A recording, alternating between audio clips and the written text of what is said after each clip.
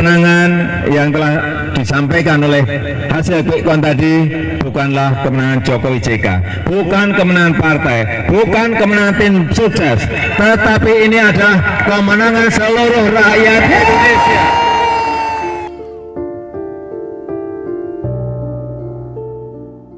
Sepuluh tahun lalu, tepatnya 22 Juli 2014, Komisi Pemilihan Umum menetapkan pasangan Joko Widodo dan Yusuf Kala sebagai pemenang pemilihan presiden dengan perolehan suara 53,15%.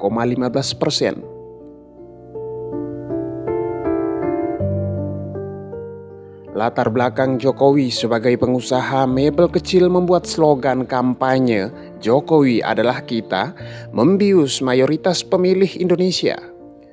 Ia bukan bagian dari elit lama yang korup dan berjarak dengan orang-orang kebanyakan. Jokowi meniti karir politik dari bawah. Menjadi wali kota Solo pada 2005, ia memimpin kota kecil di Jawa Tengah itu dengan humanis. Ketika banyak gubernur dan bupati memindahkan pedagang pasar yang tak tertib memakai kekerasan, Jokowi membujuk mereka berulang-ulang.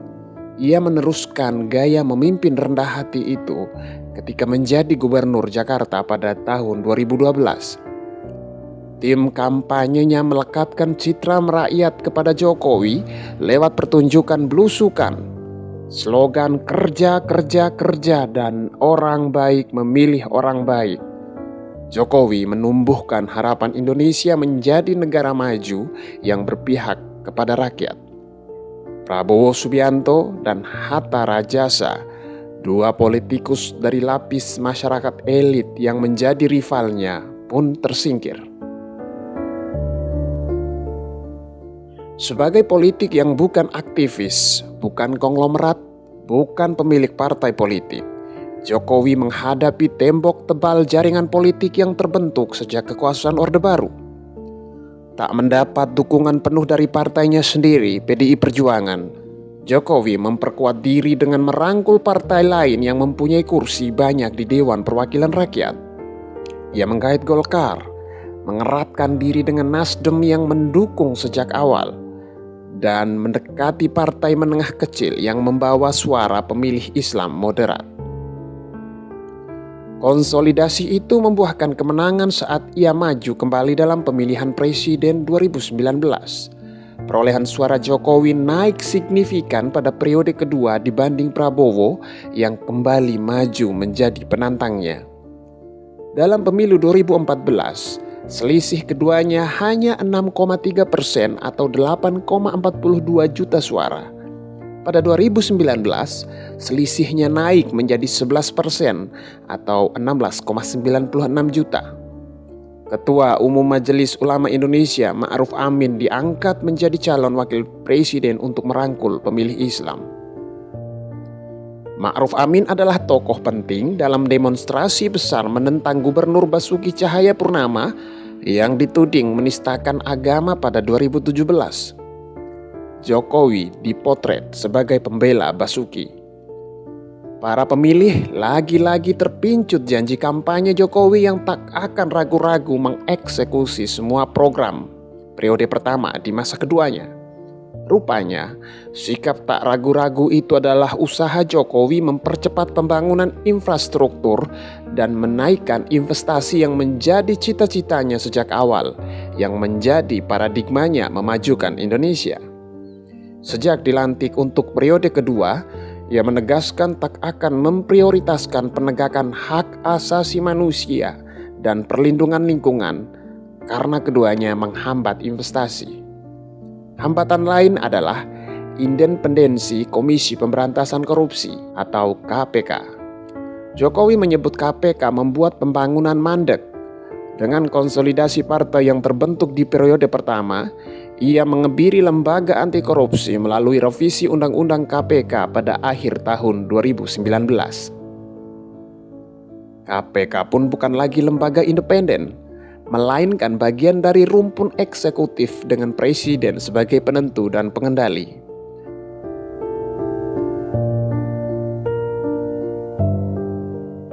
Sukses melumpuhkan KPK, Jokowi menyisir regulasi yang dianggap menghambat masuknya modal asing ke Indonesia.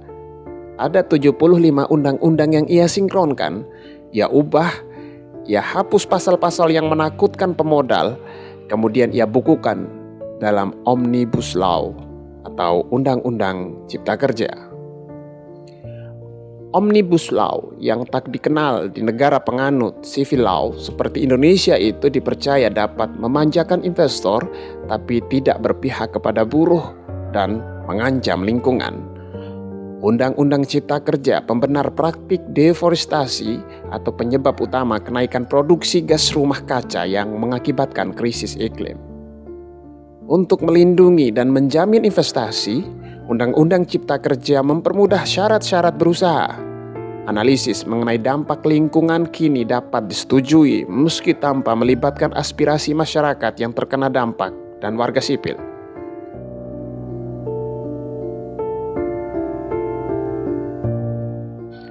Legalisme otokratik ala Jokowi makin membabi buta menjelang ia lengser. Konstitusi hendak ia revisi agar bisa menjabat presiden 3 periode. Percobaan ini gagal karena mendapat protes masyarakat dan mandeknya dukungan partai. Percobaan Jokowi berhasil lewat Mahkamah Konstitusi yang dipimpin adik iparnya mengubah Undang-Undang Pemilihan Umum untuk meloloskan anaknya yang belum cukup umur menjadi kandidat wakil presiden. Dengan desain seperti itu, ekonomi Indonesia tak seperti yang diharapkan. Rata-rata pertumbuhan ekonomi per tahun dalam 1 dekade terakhir hanya 4,73%, jauh di bawah era Presiden Susilo Bambang Yudhoyono yang sebesar 6,22%. Beban Indonesia makin berat karena badan usaha milik negara kolaps akibat terjerat utang menjalankan penugasan Jokowi membangun infrastruktur. Di masanya, tambahan utang pemerintah mencapai 5.745 triliun rupiah, 3 kali lipat dibanding tambahan utang 2 periode Presiden SBY. Centang perenang itu meruntuhkan demokrasi dan harapan-harapan reformasi 1998. Tentara kembali masuk birokrasi dengan penempatan di lembaga-lembaga sipil, KPK, polisi, dan jaksa menjadi lembaga pemukul lawan politik memakai kasus hukum. DPR hanya tukang stempel kebijakan pemerintah, kendati membahayakan anggaran. Tak ada lagi fungsi checks and balance yang menjadi penopang demokrasi.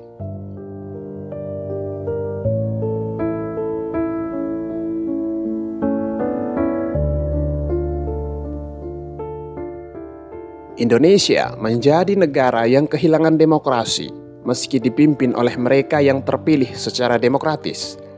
Bersama negara lain seperti Hungaria, Brasil, Turki, dan Amerika Serikat di era Donald Trump, demikian menurut Francis Fukuyama, Indonesia dihinggapi 4 ciri pembalikan demokrasi: sistem hukum yang tak imparsial, birokrasi yang tak netral, kekuasaan eksekutif yang berlebihan, dan media yang tidak independen.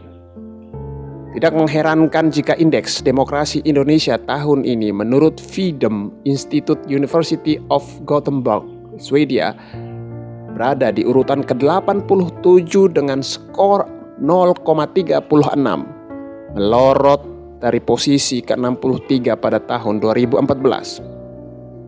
Indeks perilaku anti korupsi dari Badan Pusat Statistik juga menurun dari 3,84 pada tahun 2020 menjadi 3,76 pada tahun 2024. Kedua data ini merefleksikan praktik politik kotor terutama dinasti politik yang dibangun Jokowi di akhir masa jabatannya.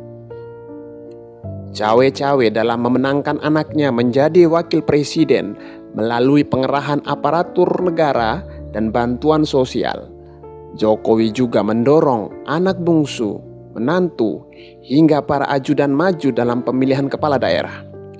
Gagal memperpanjang masa jabatan presiden, ia wujudkan keinginannya untuk mencengkram kekuasaan lewat tangan keluarga dan orang-orang dekat. Dengan segala laku lancung itu, tak ada gelombang demonstrasi besar mahasiswa seperti 1998 ketika Soeharto lengser. Jokowi telah belajar banyak dari kesalahan Soeharto membangun rezim otoritarian tanpa perlawanan publik.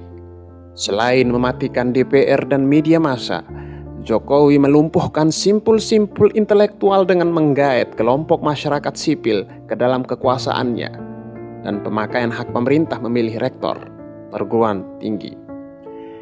Disrupsi internet membuat protes dan kemarahan publik teredam oleh pengerahan pendengung dan para ahli pesanan dalam pertarungan wacana di media sosial dengan gimmick sifat kerakyatan dan tak frontal menghadapi kritik.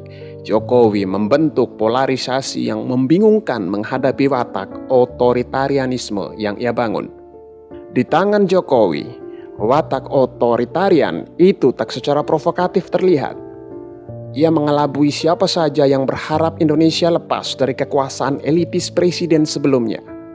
2 periode berkuasa, Jokowi menghancurkan tesis orang baik yang pernah jadi harapan besar kebanyakan rakyat Indonesia.